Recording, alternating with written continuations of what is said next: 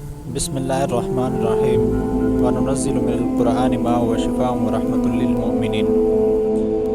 جیسے جیسے جو ہے نا قیامت نزدیک آتی جا رہی ہے، ویسے جادو جنات والے جو فتنے ہیں وہ سر اٹھاتے جا رہے ہیں۔ سب سے بڑی بات جو عام لوگ ہیں، اور جب ان کی کسی کے ساتھ دشمنی ہو جائے یا کوئی بھی چھوٹی سی نفرت کی بنا پہ آپ لوگ چلے جاتے ہیں جادو والوں کے پاس اور جنات والوں کے پاس، جا کر آپ جو ہے نا لوگوں کی زندگیاں برباد کر دیتے ہیں اور آپ کو احساس تک نہیں ہوتا۔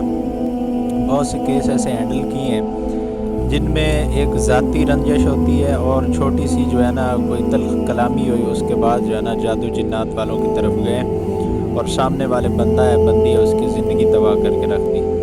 ایسے بہت سے واقعات دیکھے ہیں اور بہت سے جو ہے نا کیس بھی ہینڈل کیے ہیں، لیکن ان کے پیچھے جب یہ چھوٹی چھوٹی رنجشیں نظر آتی ہیں تو بہت دکھ ہوتا ہے، بہت تکلیف ہوتی ہے۔ اور سب سے بڑی بات یہ جو اب جادو جنات کا علاج کرنے والے فسادی لوگ اور جھوٹے فراڈی لوگ، یہ سب کرتے کیا ہیں جی، ایک بار نہیں، ایک بار میں علاج جو ہے نا قرآن پاک سے اگر کوئی کرتا ہے نا چیز عامل، تو وہ قرآن پاک سے ایک ہی بار میں ایک ہی دم میں جو ہے نا وہ سارے مسائل کا حل کر دیتا ہے۔ لیکن یہ جو فراڈی ہیں یہ کہتے ہیں ایک دفعہ آئیں، پھر اگلے جمعے آئیں، پھر اگلے جمعے آئیں، یہ ساتھ ساتھ چکر لگواتے ہیں، پھر بھی مسئلہ ان سے حل نہیں ہوتا، کیونکہ ان کو علم نہیں ہے۔ علم جو ہے نا قرآن پاک کے اندر آپ جا کے دیکھیں، پڑھیں، آپ کو پتہ چلے گا کہ قرآن پاک کے اندر کتنی تاثیر ہے اور قرآن پاک کے اندر کتنی برکت ہے۔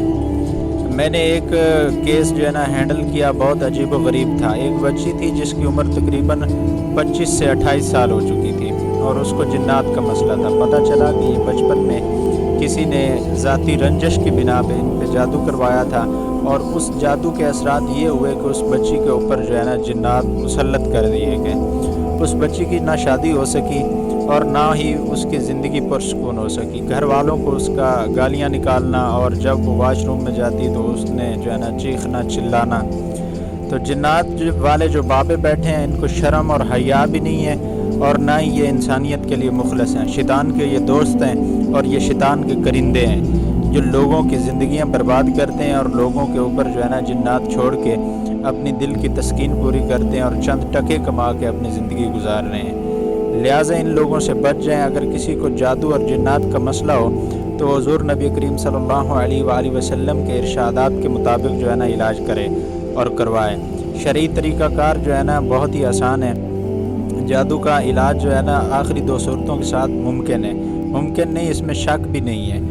آپ آخری 2 صورتیں پڑھ کے کسی بھی مریض کو جو ہے نا دم کرتے ہیں تو جادو کے اثرات ختم ہونا شروع ہو جائیں گے۔ اور اگر آپ بیری والے پتے لے لیں، ان کے ساتھ جادو والے مریض کو آپ غسل کرواتے ہیں، تب بھی اس کے اثرات جو ہے نا جل کر راکھ ہو جائیں گے۔ آپ کو فکر کرنے کی ضرورت نہیں، زندگیاں تباہ ہو جاتی ہیں جادو والوں کی۔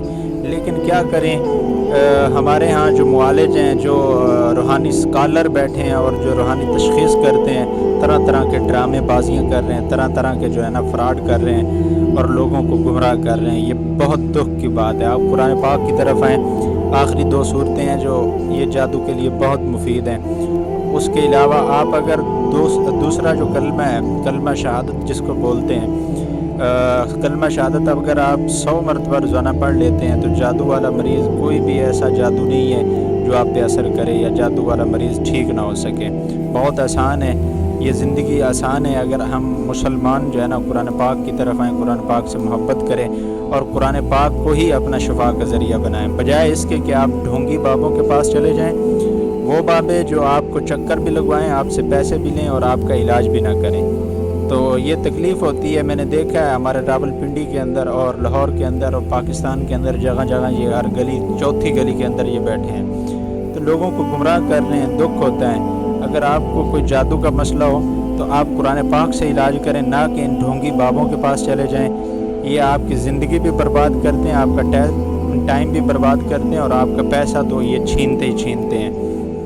ان کے پاس طریقہ کار بہت ہیں، یہ فراڈ کرنے میں بہت ماہر ہیں، اور ان کی جو مہارت ہے جھوٹ کے علاوہ کچھ نہیں۔ اور ان کا جھوٹ جو ہے نا، اگر پاکستان کے اندر ایسا کوئی قانون ہوتا جس کی بنا پہ ان کو پکڑا جاتا یا ان کے خلاف کوئی کارروائی کی جاتی تو میں ضرور کرتا، لیکن افسوس ایسا کچھ نہیں ہے۔ لہٰذا آپ اپنی جو ہے نا حفاظت کریں۔ اگر ایسے کوئی مسائل ہوں تو آپ جو ہے نا مثال کے طور پہ جو عالم دین ہے یا حافظ قرآن ہے ان سے آپ علاج کروائیں، ایسے لوگوں سے علاج کروائیں جن کو اللہ کا خوف ہو، جو اللہ سے ڈرتے ہوں، بجائے اس کے کہ جن کے دلوں کے اندر دنیا کی محبت ہو اور جو آپ کو فراڈ اور دھوکہ اور ٹھگی کے علاوہ کچھ نہیں دے سکتے۔ جزاک اللہ خیرہ۔